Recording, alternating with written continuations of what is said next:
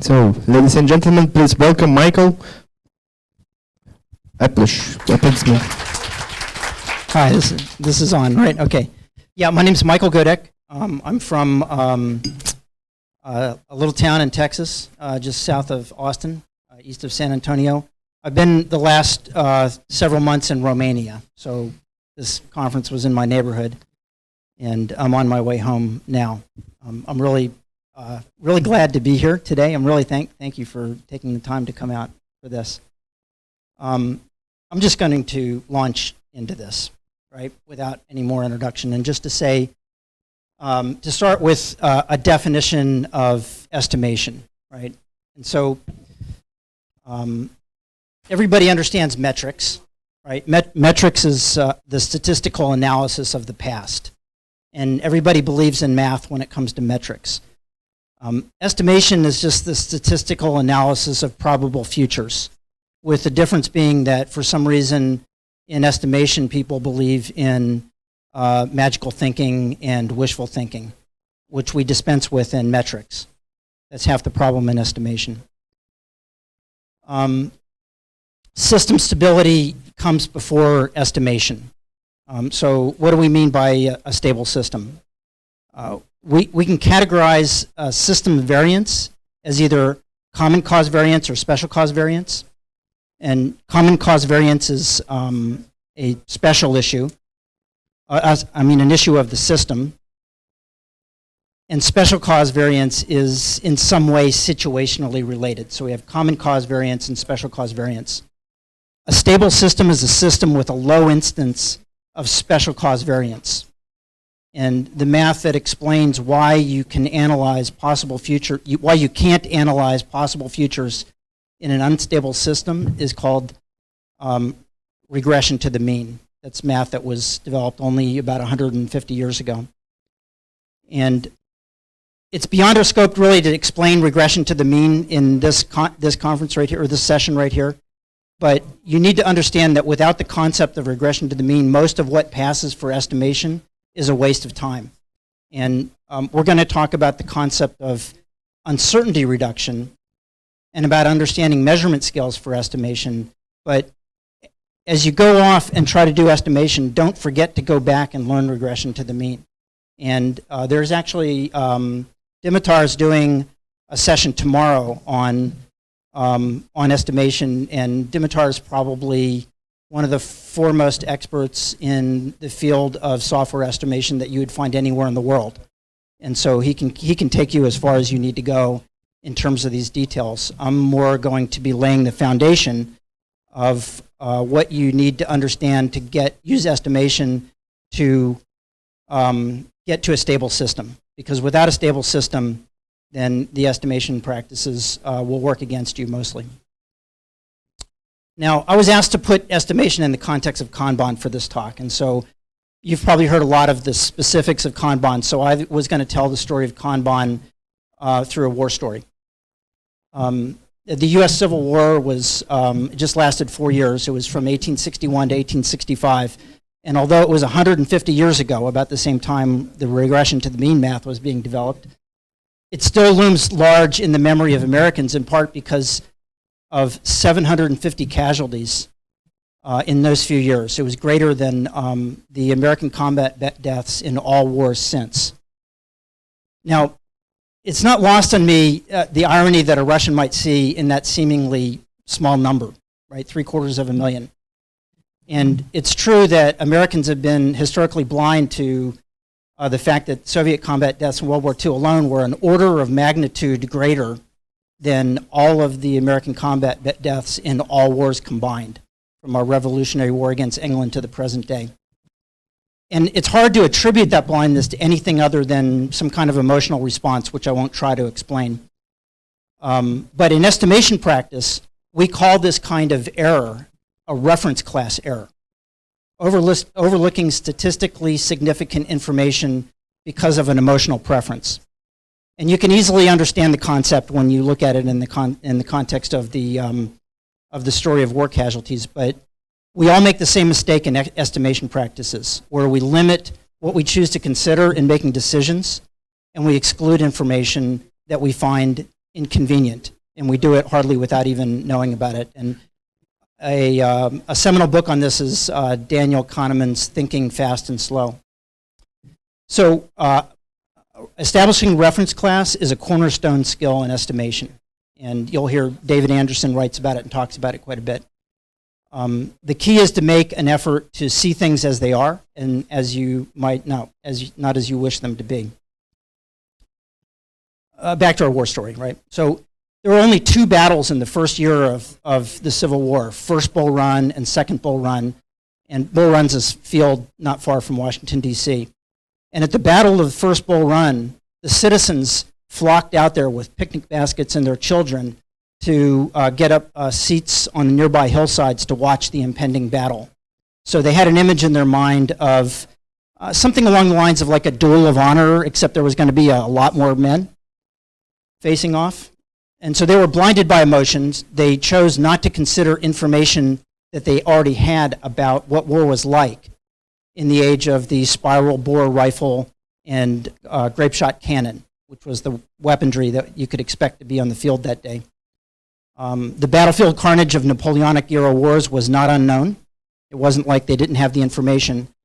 In estimation we call this base rate neglect. It's a very common error in estimation. Ignoring information that you have that might establish a baseline for estimation and instead adopting information that fits a story that you've already been told, the story that you've already told yourself about how things would turn out. So I'm still on the war story. This guy, Ulysses S. Grant, was an officer out in the far western outposts, as far away from Washington as you could get and still be in the war. And there were only 2 battles in the whole first year of the war. Everybody thought nothing was going to happen. And few people had an idea what was coming. Well, his commanding general was out of town complaining about what he couldn't do because of the lack of men and materials. Grant took the men he had and into a victory or two, stole some boats, floated down the Missouri River to this place called Fort Donaldson, which was a strong place held by the Confederacy. And his men, they'd been out for a week at this point. They were tired.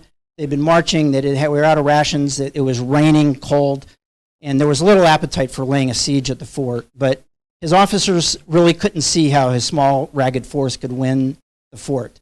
But Grant famously scratched out a plan with a stick in the mud, visualizing how they would take the fort. And so he started off with visualizing the work. And his victory at Fort Donaldson brought him into a larger command. So the general, it got the attention of the generals back in Washington. You could think of them as scrum masters in a scrum of scrums. And they sent him orders of some best practices of warfare, which was to capture and hold the rail lines, starve the enemy. That was the theory. And so carrying out these orders effectively forced Grant to put too much work in progress. His men were stretched real thin guarding rail lines and became easy targets to rebel squads on horseback and left Grant with no resources to respond to risks or opportunities. So to break free from the debilitating grip of the scrum of generals back in Washington, Grant needed a decisive victory. And the fortified city of Vicksburg, gateway to the Mississippi, was his choice. The great expanse of the Midwest was dependent on the Mississippi River transport, and it was central to the rebel strategy to cut off transport to starve the North. It took months of preparation, and it was only possible when Grant was finally able to limit the work in progress. He abandoned the control of the railways. The scrum of generals back in Washington all protested that it was madness, that Grant's armies would starve. Maintaining supplies for an army in the field in enemy territory was no small matter in the 19th century. Grant organized a logistical miracle attending to every detail of managing the flow of supplies. He'd served as a quartermaster in the previous Mexican War, and he knew the job well. So through visualizing the work, limiting work in progress, and managing the flow, then Grant was able to raise the Union flag over Vicksburg, and cargoes started flowing up and down the Mississippi River. So there was one story from Grant's career that captures really the spirit of Kanban for me, or one aspect of it. It was after Vicksburg, Grant became a mythical figure to his men. The Battle of Shiloh in Tennessee in the spring of 1862 was the first mass casualty event of the war. foreshadowing 3 years of bloodshed that was going to follow. There was a young officer nervously waiting on the battle the night before for the battle that would unfold at dawn. He had been a university professor just the year before, and undoubtedly he was feeling imposter syndrome up on his horse, his men looking up at him for direction. He recounted in letters how relieved he was when Grant rode to him in the morning through the fog in the pre-dawn. After the usual greetings, the officer nervously asked Grant what to do, and Grant took off his hat, pointed with it towards the enemy lines and said simply, "Whatever's on the other side of that hill, destroy it." And he turned and rode off. And so no estimation of the circumstance was going to change the outcome from there. That's the lesson that I took from Grant's lack of strategy, but victory. So Grant's definition of done was simply destroy enemy armies wherever he could find them in whatever time. He didn't stop to calculate or estimate, he just went forward. Our definition of done is really wrapped up in the Agile Manifesto. It's to deliver value soon and often. So that's my short kind of estimation in the context of Kanban war story presentation. Start from where you are. Don't let anything get in the way of getting immediate work done before you get involved in more complicated practices such as estimation. Until you achieve a stable system, most of what people call practices, including estimation, really don't matter. Concentrate on throughput. What we are going to talk about is how you can use estimation to achieve a stable system. And the kind of stuff that I talk about, most people in practice don't really call this estimation, but I do. Estimation for uncertainty reduction.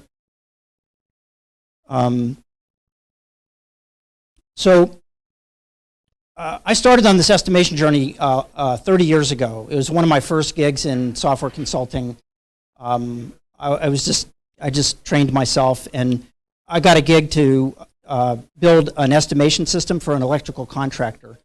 And my task was to implement their manual procedures and what they were calling in those days an electronic spreadsheet.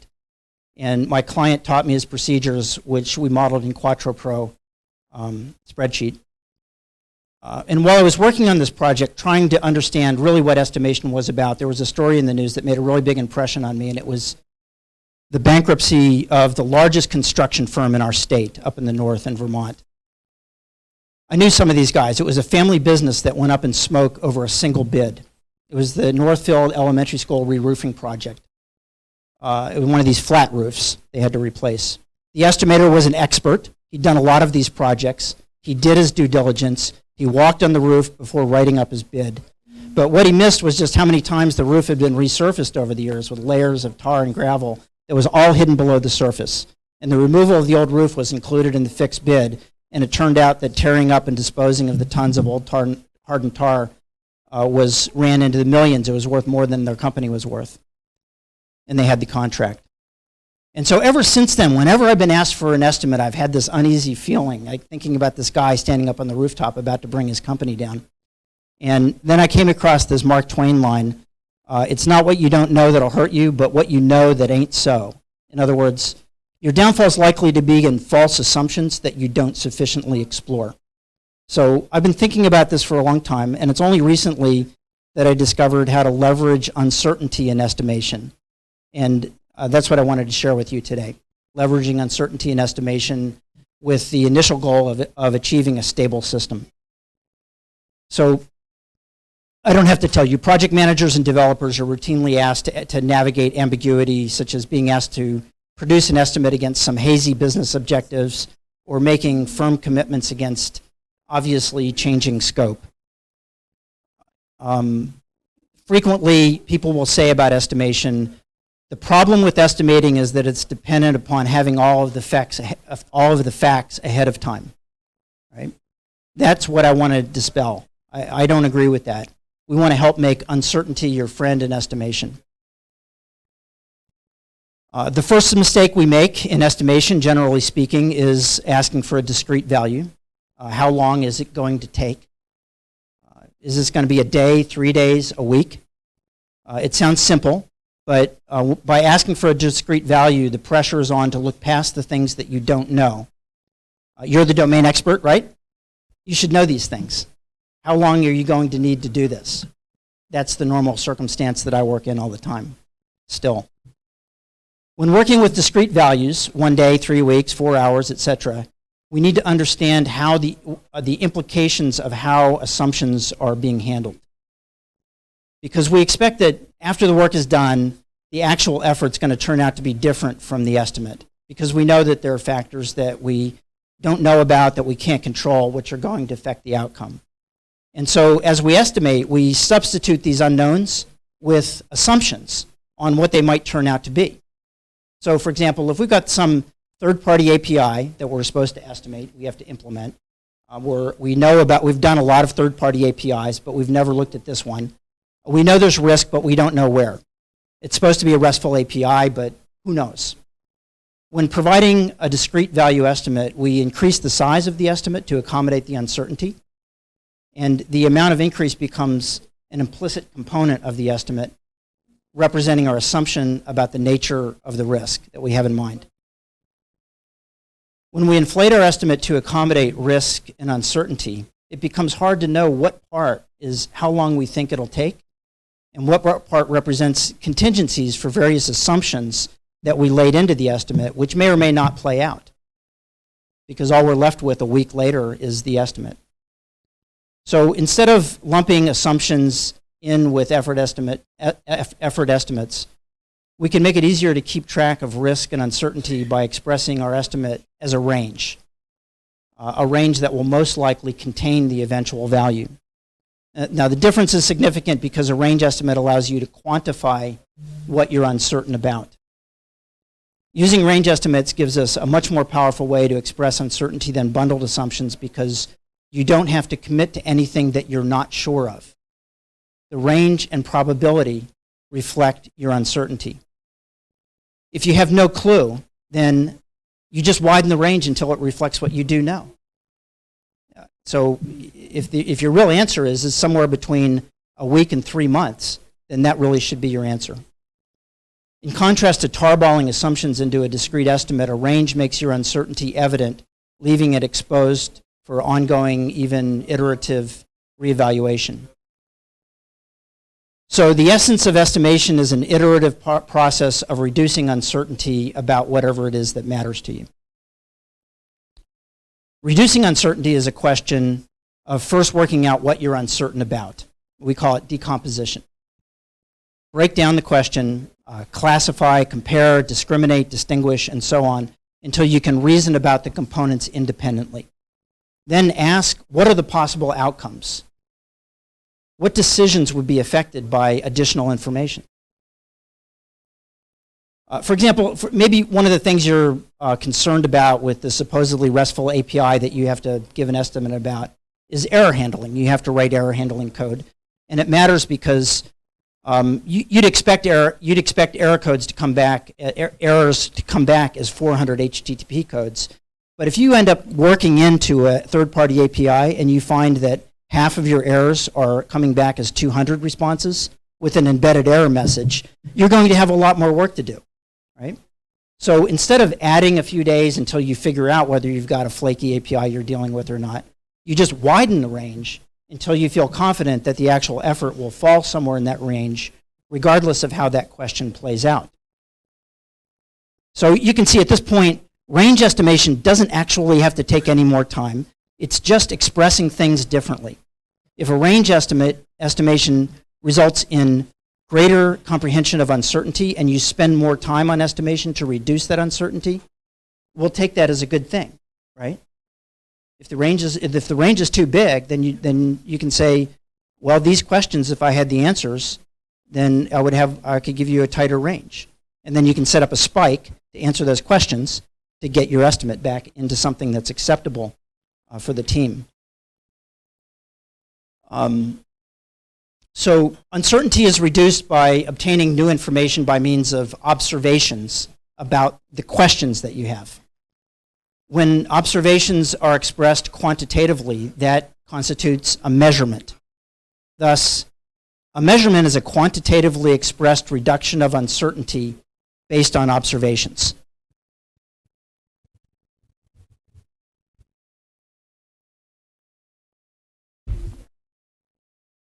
Now, if that sounds like a mouthful, here's a more precise way of saying the same thing. This is from a 1948 paper called A Mathematical Theory of Communication by a Bell Labs researcher named Claude Shannon.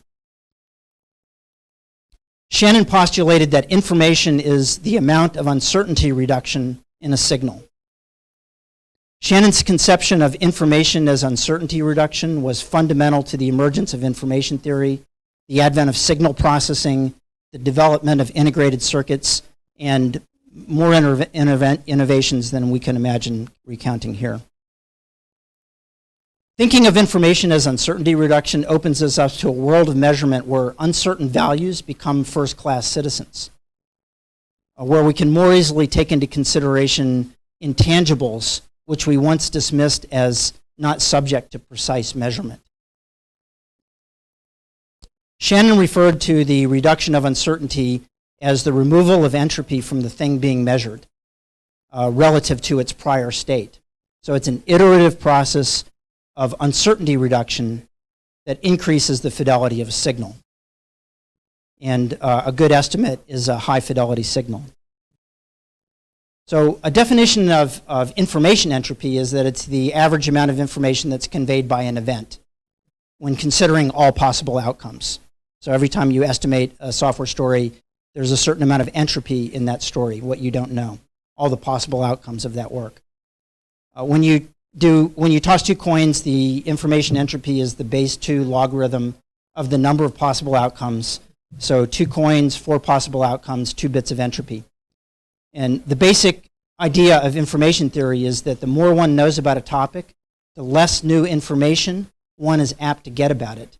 That's the fidelity of the signal. The converse is what I refer to as leveraging uncertainty in estimation, which is that the less one knows about the possible outcome of a topic, the easier it is to obtain new information that will reduce uncertainty. This is what most software developers don't do at all, right? Is to do the easy things to get a little bit more information that will simply reduce their uncertainty to increase the fidelity of the estimate. So let's walk through a little exercise of this idea of entropy. So if we were to consider the question of we got like 1,200 people in the department I work in. If we needed to know the average amount of time that people spend in meetings during a regular work week in order to get less uncertainty about the story we're building, what would be the entropy of that question, right? 1,200 people, what's the average meeting time?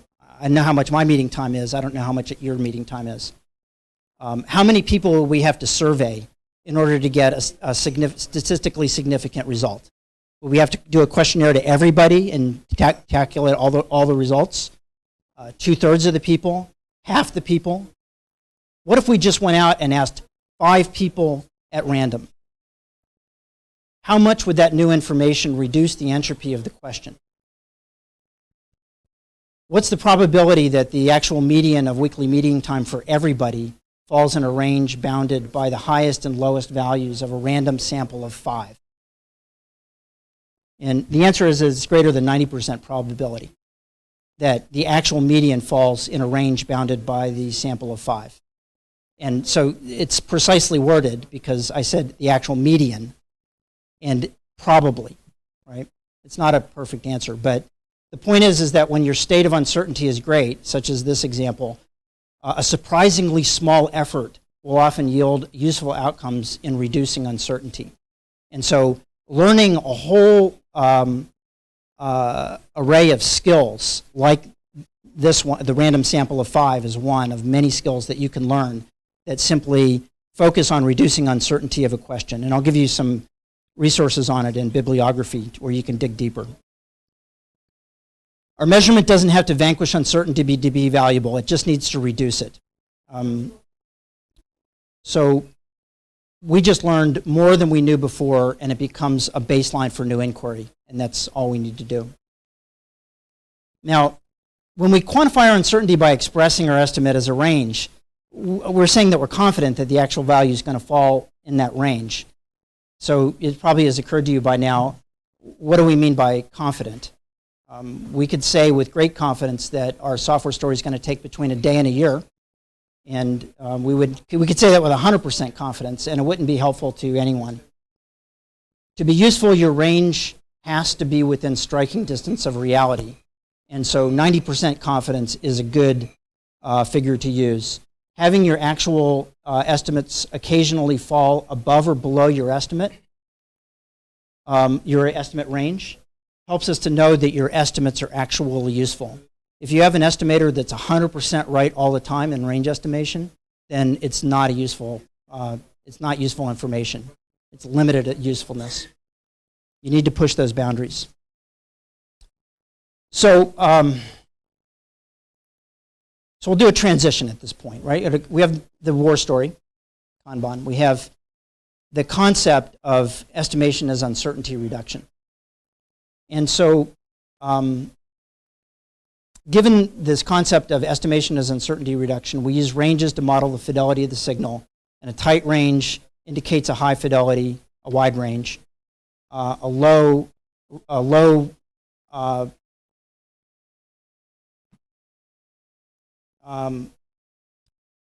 We work incrementally to resolve questions to get to reduce the entropy and get to a tighter signal.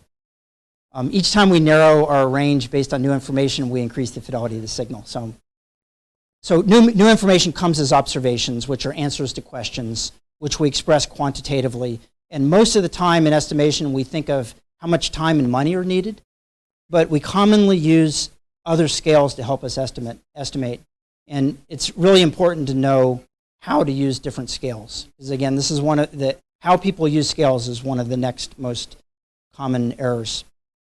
And so we'll start with, in 1946, 2 years before Shannon's A Mathematical Theory of Communication, there was an American psychologist named Stanley Smith Stevens who published this paper called On the Theory of Scales and Measurements, in which he defined a taxonomy of measurement methods. And it's not the only taxonomy of measurement methods. There's other taxonomies in science that you can refer to, but this is a very widely held one, and it's one that's useful in estimation. Stevens' vocabulary of measurement scales include nominal, ordinal, rational, and interval scales. And so anybody that's worked in programming languages recognize that they have built-in nominal, ordinal, and rationals, but you probably don't have interval scales in programming languages per se. Now, rational scales are ordered sets that support addition and subtraction and multiplication and division. Time and money are rational scales you use every day. You can roll up a group of time estimates to a single value and know that 2 times that value is twice as long. Right? Interval scales are ordered sets like rational scales, except there's no fixed zero, right? Rational scale has a fixed zero. Zero means nothing, right? Zero money, you know how much zero money means? Yeah, we all know that, right? On an interval scale, zero is an arbitrary point on the scale. And so the Celsius temperature scale, the zero doesn't indicate an absence of temperature, right? It's just an arbitrary point on the scale, and 0 Fahrenheit is a different zero, but they're both zeros. It's effectively an arbitrary point on the scale. Now, interval scales is the basis of story points, and by extension, this thing called scrum velocity. It's more than really we can talk about here. And if we have time and questions and you want to get into this question of story points, I'd be happy to elaborate on it. We could talk about it a little bit. But suffice it to say that if you're going to use story points, you need to understand what interval scale math is about. Because it makes no sense to use story points and treat it as an irrational scale. And I tell you, the people I work with do it every day of the week. We do story point estimations, and then they start adding them up as if they were on a rational scale, and they're not, right? An interval scale and story points just gives us a way to say, given that I know something, then I can estimate that something else is a size relative to the something that I know. So you don't have to ever establish anything absolute. You just have to grab something that you do know. And so an interval scale, and it's used extensively through science, not just in story points. Social sciences couldn't exist as they do today without interval scale math. The IQ scale is interval scale, right? There's all kinds of, you find them all over the place. We just use them terribly in software estimation. So we need to respect the math. Ordinal scales are ordered sets, but you don't know how much more one value is than another. That's the golden rule of an ordinal scale. Mohs scale of mineral hardness tells us that one rock is harder than another, but not by how much. So you can say that granite's harder than sandstone, but the scale doesn't give you any way to say how much harder one set member is than another. Although people will do it all the time. So consider a 5-star rating system, which is an ordinal scale, right? Is watching 5 1-star movies the same amount of fun as watching 1 5-star movie? Right? There's no roll-ups in ordinal scales, and people do it all the time. You find this in like middle management on like risk evaluation things. They do these ordinal scales things, and then they start adding them up. It's madness, right? T-shirt scales, T-shirt sizes, everyone uses, right? Has used at one point or another. It's very, very frequently conflated with a rational scale. It is an ordinal scale. It's intended to be. The people assign rational scale values so that they can roll them up into totals, right? So they say, okay, medium's 3 days, so 3 mediums is 9 days. It's madness, right? Just use days if that's what it's about. Ignoring the properties of the measurement scales that you're using actually introduces ambiguity. And if the point of estimation is to reduce ambiguity, right? And it's by ignoring the math, the properties of the measurement scales that you choose, you just make things worse. So a really simple ordinal scale that was developed specifically to avoid the common problem of T-shirt sizing and software estimation was proposed by Alistair Cockburn, and he just renamed the set numbers instead of T-shirt sizes. He calls them Cherry Pit, Peach Cobbler, Mustang, and Brontosaurus. So this Cockburn ordinal scale is ideal for backlog refinement. Everybody gets Cherry Pit. Nobody in their right mind is going to try to have to figure out how many Peach Cobblers fits in a Mustang. And you don't even have to know whether a Mustang is a car or a horse. And there's no ambiguity about Brontosaurus, which is any story that's too big to go into work. It really doesn't matter how much bigger it is, as if it's too big to go into work. So it may seem whimsical, but the Cockburn scale leaves little opportunity for conversion to rational scale time, and it keeps the focus on story decomposition, which is the intention of ordinal scale, the use of an ordinal scale in backlog refinement.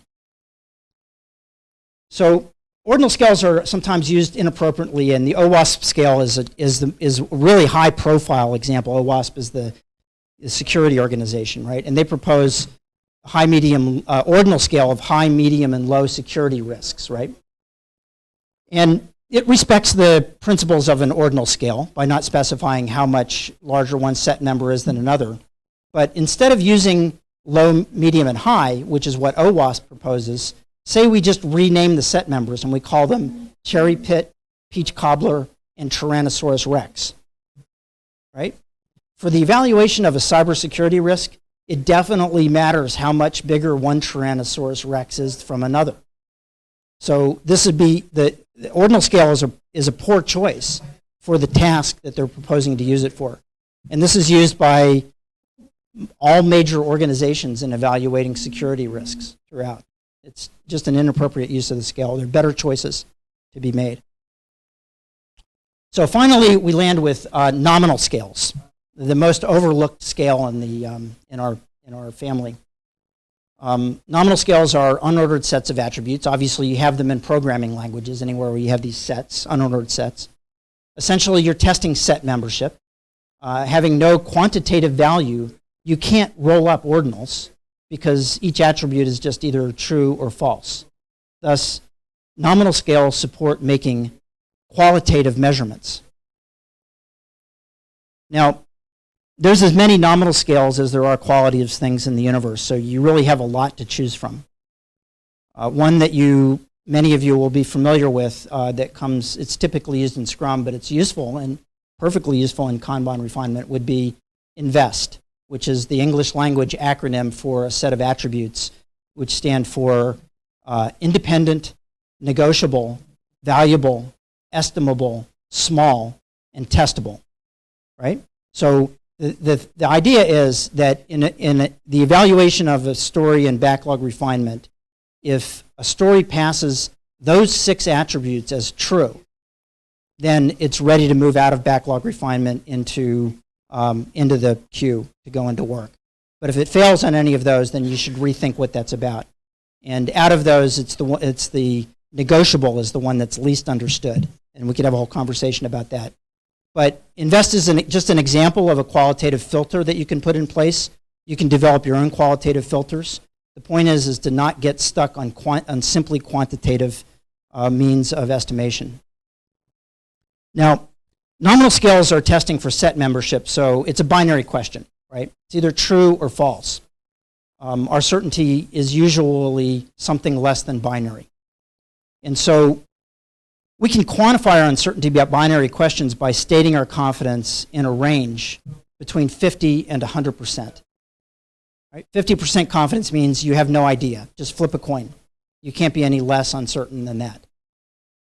Setting confidence intervals on binary questions allows us to identify what new information might increase our understanding of the work and make our uncertainty explicit and persistent for future reevaluation. And so I can imagine, I'd like to build this tool at some point, right? So for team qualitative estimation of confidence estimations against qualitative measurements, right? So you could have 8 or 10 team members all put in their votes, have them summarized. If it passes some grade, 70, 80, 90%, whatever you decide, then you can move the story forward. Otherwise, you continue to focus on the particular attribute, the quality, that you're having trouble getting to pass. You can continue to, what questions, if we had the answers, would reduce our uncertainty about this aspect of the work, right? So the qualitative filters gives you a way to get a handle on what questions you really need to ask. And that's the biggest problem that I see. One of the main problems that I see in the actual practice of estimation is that the developers can't seem to think of what the questions are that they need to ask to reduce their uncertainty, and so they just give up answers which are as close to guesses. So the conception of a good estimate is a high fidelity signal. Estimating in ranges allows us to model signal fidelity and to concentrate on incrementally increasing fidelity by reducing uncertainty. That's the basic premise. We reduce uncertainty through observations which we model quantitatively and qualitatively. And having a proper taxonomy of measurement methods and respecting the math of those scales helps us to choose the right scale and, again, respect the properties of the measurement scale that we've selected.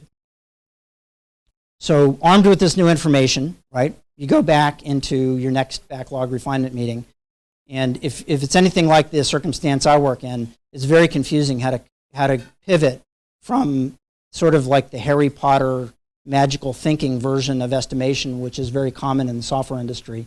Maybe it's not so much for you, but in my practice it always has been.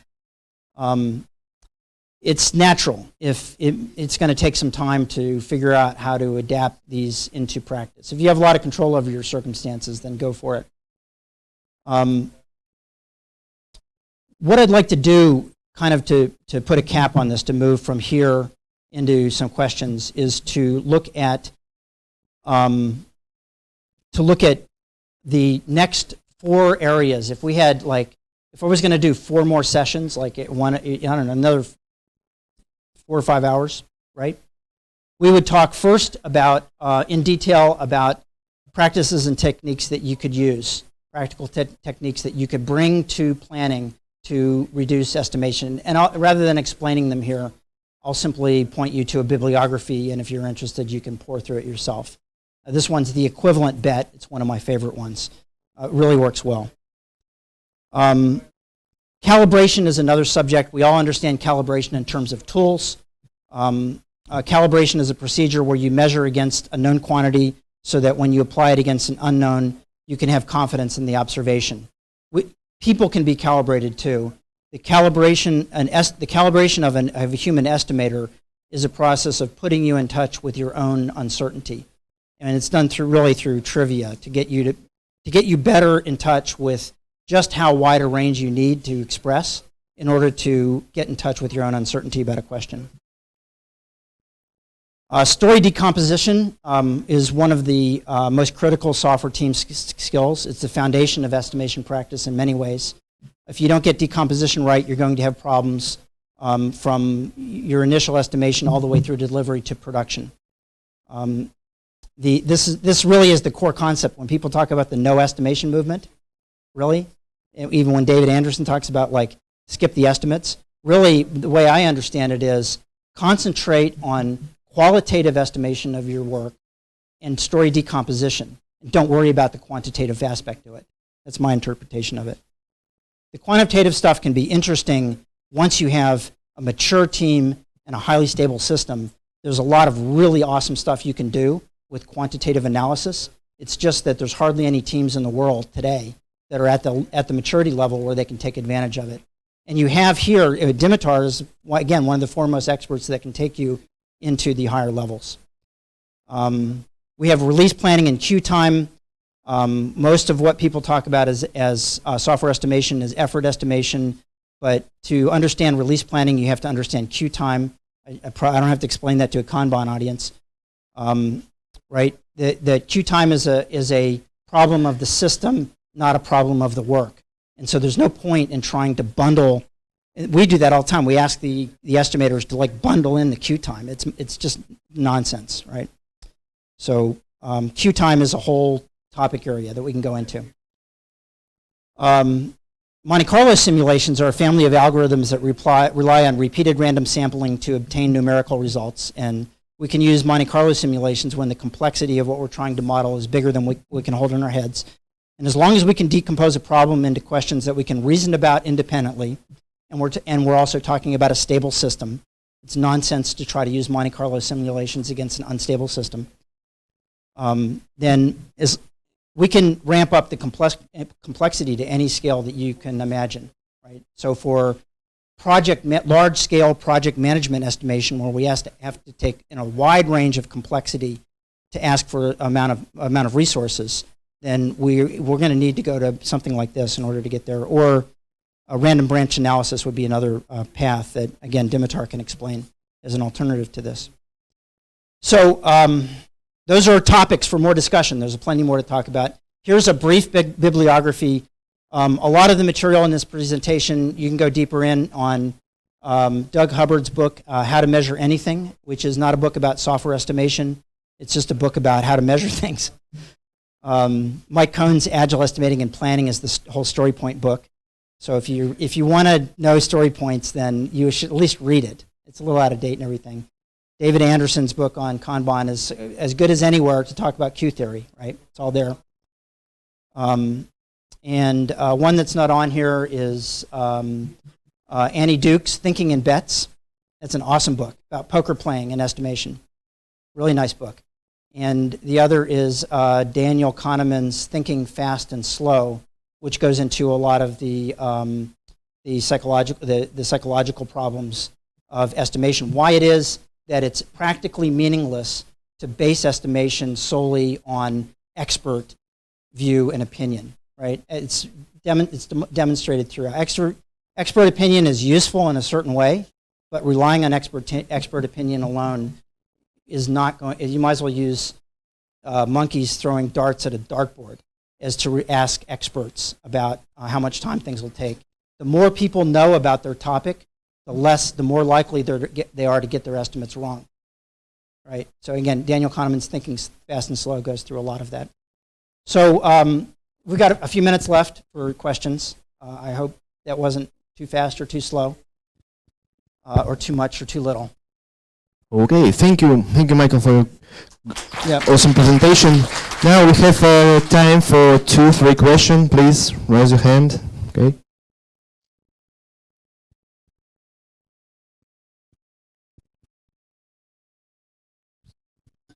Yeah.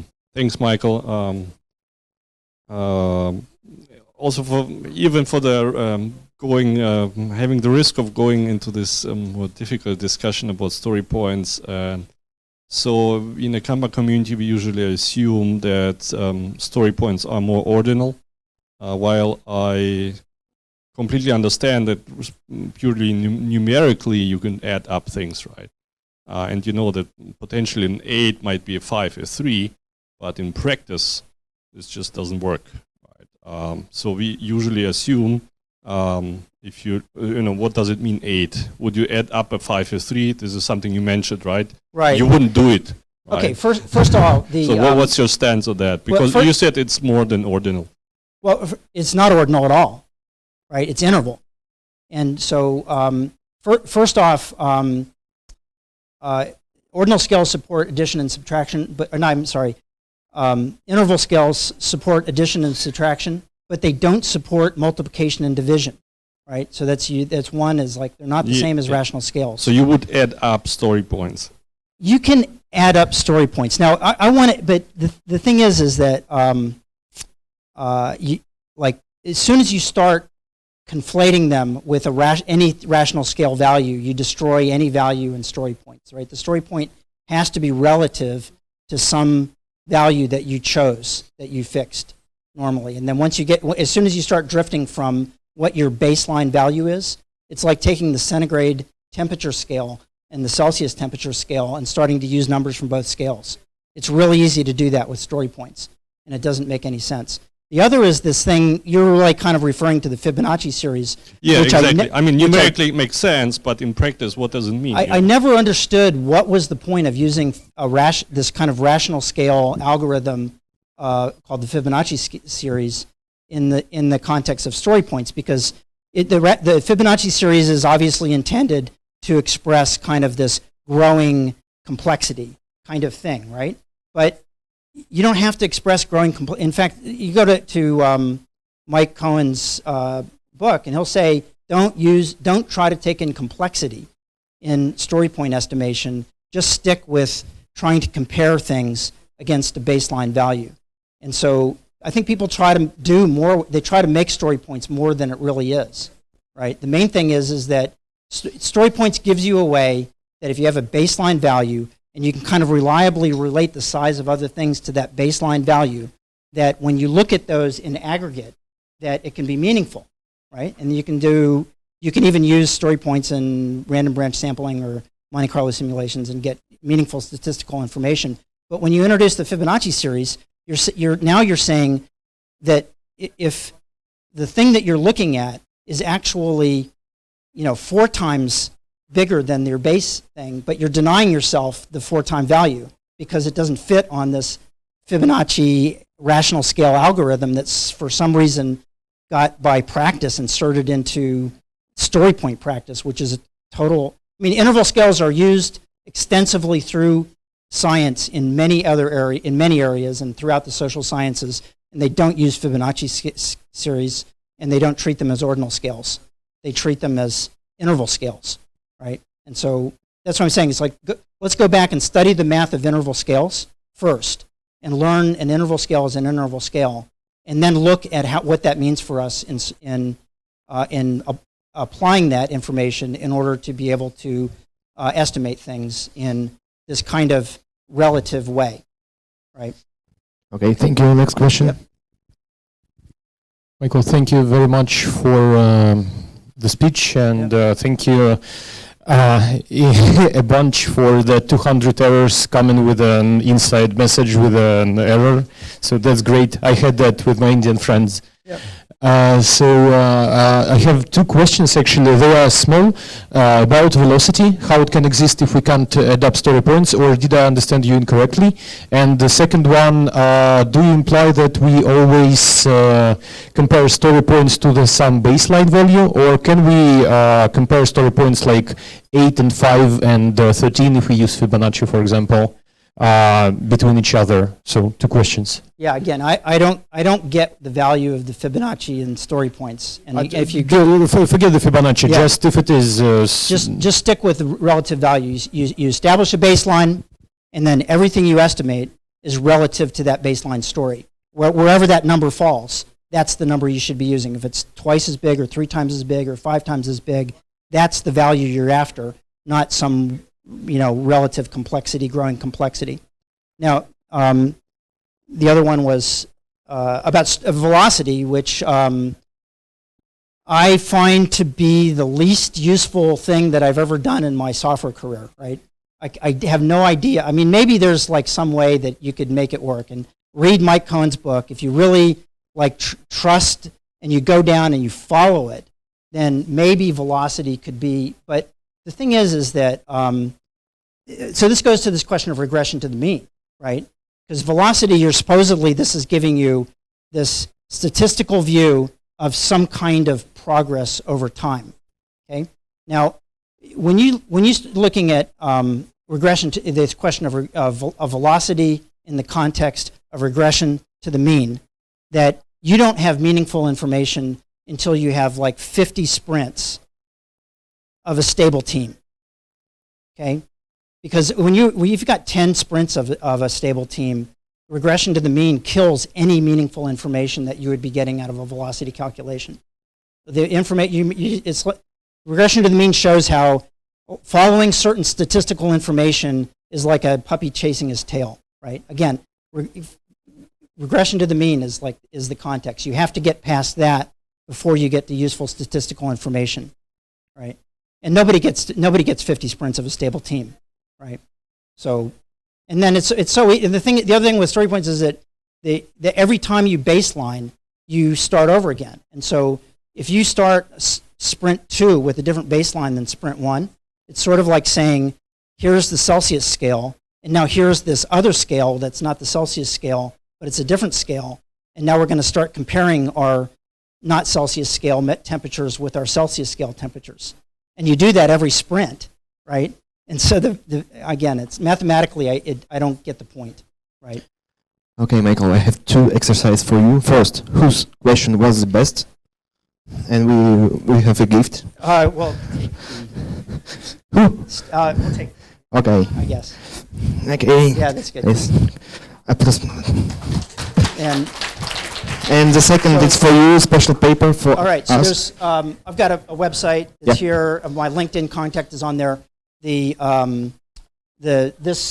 slide deck will be linked off the talk to a Dropbox folder. So if you want to get the slides, then you can pull it from there. And it's for you. Oh my goodness. Yes, a special paper. Yeah. Thank you so much. Yes. Yeah. Thank you.